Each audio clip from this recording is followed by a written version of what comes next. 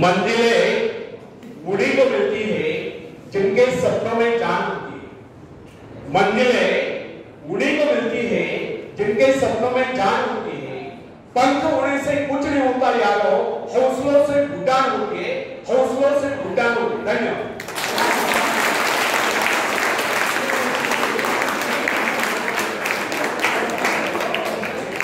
तो फ्रेंड्स, यदि आपके मन में संकीर्णता है, डाउटफुलनेस है, तो आपके विचार भी संकीर्ण होंगे। संकीर्णता के कारण ही मानसिक रूढ़िवादिता को भरोसा करता है। संकीर्ण विचारों वाला व्यक्ति अपने आप को इस संसार से निकालकर अंदर ही कुएं में कैद हो जाता है। उसका जीवन, उसके जीवन का ध्येय तथा अन्य गतिविधियां संकीर्ण घेरों में बंद कर जाती है। कोयलों के बैल की तरह आंखों पर पट्टी बांधकर निरंतर चलते रहने पर भी वो वैसे को वैसा ही करता है। उन्नत विचारों से उसका नाता टूट जाता है, रेटिंग आता है। जब समय उसके आगे निकल जाता है, वो केवल पोंगा पंथी के रूप में खड़ा रह जाता है। इसलिए हम विचारों की समृद्धि पर जोर देते हैं, भीतरी शक्तियों की जागृति पर जोर देते हैं। दुनिया में सब कुछ है, वो सब आपके लिए है, किंतु आप मुझे तो सही उसे प्राप्त करने का प्रयास तो करें। कोई ऐसा कार्य करे जो रचनात्मक सृजनशील व्यक्ति के मन में सृजनशील विचार आता है। यही विचार उसे सफलता को ले जाता है। नहीं तो कल्पना के अभाव में वो कभी सफल नहीं पाता। सृजनशीलता ही सफलता की पहली सीढ़ी। सृजन का उद्गम उसी व्यक्ति के मन में होता है जिसका हृदय मुक्त, स्वच्छंद, निर्मल हो। निर्धनता और असफलता का सबसे बड़ा कारण मन की संकीर्णता है। संकीर्ण मस्तिष्क में नए विचार नहीं पनपते और नए विचारों नए व्यक्ति सफलता की सीढ़ियों तक नहीं पहुंच सकता। मलिनता की समाप्ति और सृजनात्मक प्रतिभा को बढ़ाने से सफलता और सुख का जन्म होता है। बंदरिया की भांति मरे हुए बच्चे को छाती से चिपटाए जाने से कुछ नहीं होता। इसलिए विचारों में नवीनता लाने का प्रयास है। जब विचारों में नवीनता आएगी तो कार्यों में सृजनात्मक बदलाव आएगा, जीवन शैली बदलेगी, तब भाग्य स्वयं बदलेगा। जो व्यक्ति समझते हुए परिस्थितियों तथा सामाजिक असमानताओं के कारण निर्धन है, वे गलत समझते हैं। ऐसे लोग अपने भीतर झांक कर नहीं देखते कि हमने क्या कमी है। वे स्वयं का आत्मविश्लेषण करके दूसरों पर दोषारोपण करते रहते हैं। सच्चा वास्तविकता तो यह है कि समृद्धि गुणों का वर्ग करती है, वो यह देख से कभी प्राप्त नहीं होता। जिन लोगों के मन में यह विचार घर करके कि सौभाग्यवान व्यक्ति धनी बन सकते हैं, वे कभी प्रगति नहीं कर सकते। ऐसा सोचना कदापि उचित नहीं। सौभाग्यशाली आप भी है और आप भी सब कुछ प्राप्त कर सकते हैं, किंतु वैसा प्रयास तो करें। भाग्य अभाग्य का रोना न रोकर कर्म करो, कर्मों से भाग्य बदलता है। और कर्मण्यता आलस्य और निराशा से नहीं। क्या आपको पता है कि आप जिन लोगों को जानते हैं, सॉरी, क्या आपको पता है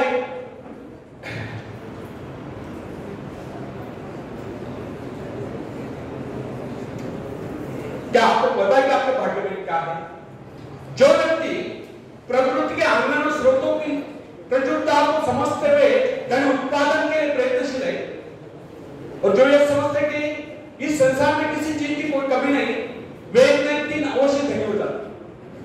जबकि उन्हें के अनेक भाग्यवान साथियों को पूरी तरह से 2 समय का भोजन भी न सकते।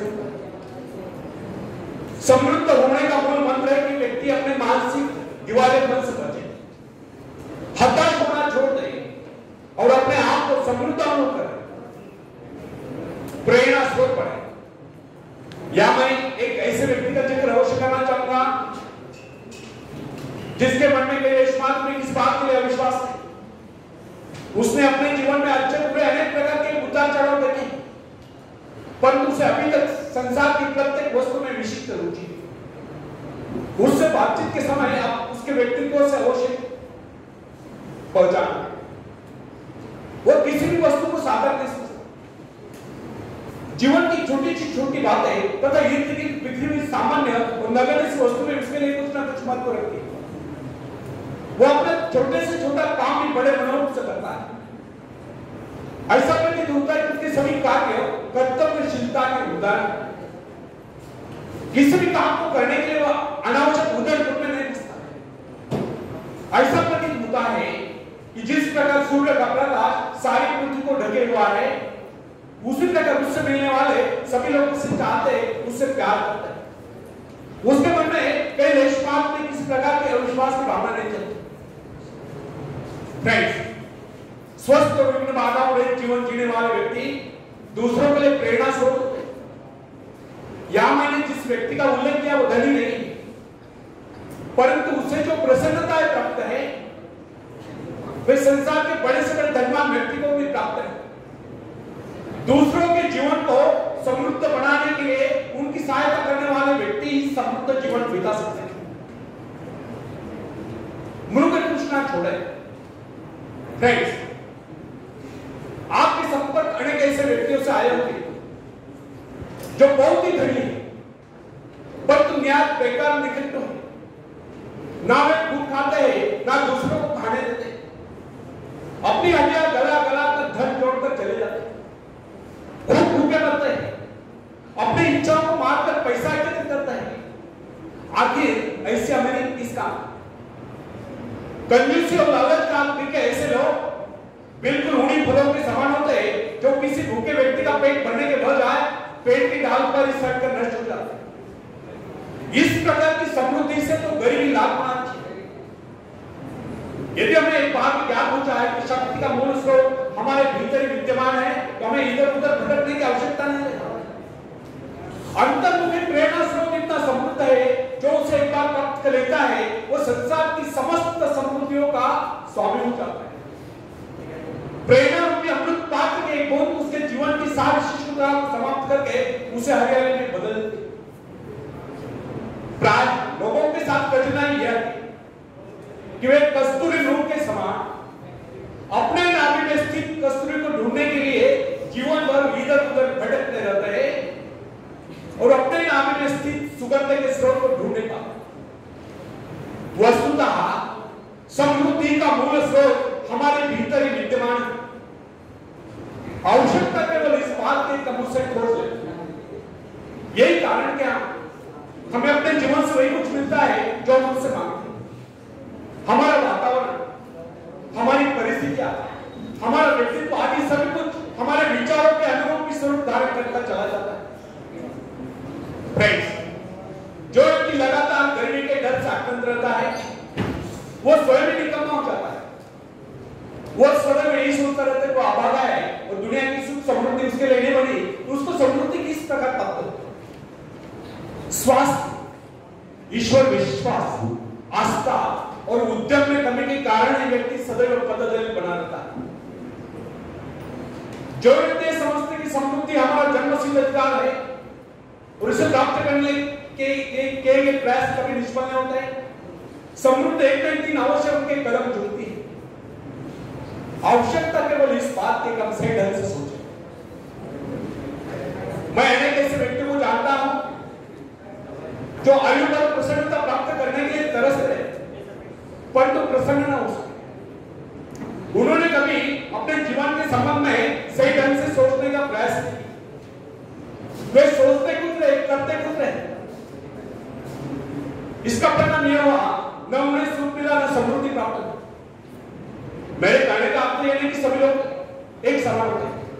निश्चय कुछ लोग जन्म से हंसमुख और उदार होते हैं, जबकि अन्य लोग जन्म से चिड़चिड़े, कायर, क्रोधी, लोभी और कमजोर होते हैं। इतने पर भी अपने व्यक्तित्व का निर्माण व्यक्ति स्वयं कर सकता है। सद्गुणता एक ऐसा सद्गुण है जो व्यक्तित्व के छोटे मोटे अवगुणों को ढांप लेता है। फ्रेंड्स, उठो, कर्म करो और पाओ।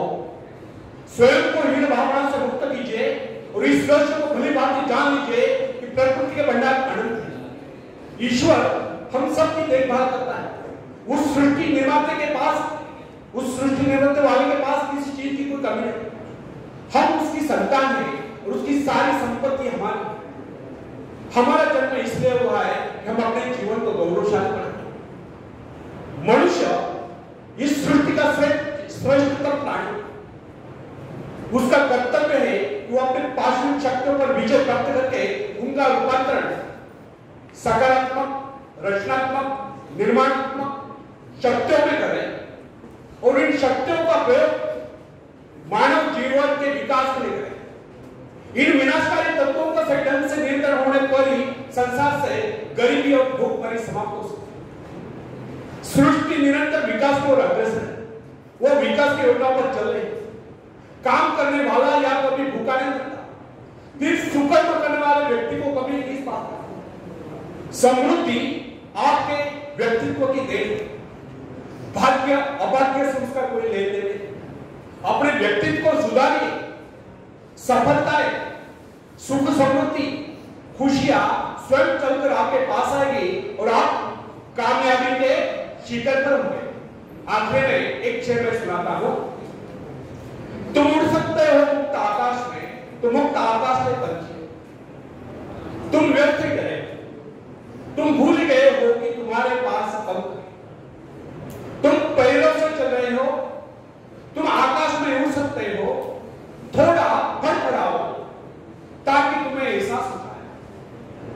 ध्यान सिर्फ भरोसा पैदा करने के लिए है, तुमने कुछ खोया नहीं, तुम सिर्फ भूले हो कि अपने पास पंख है, अपने पास पंख है। धन्यवाद।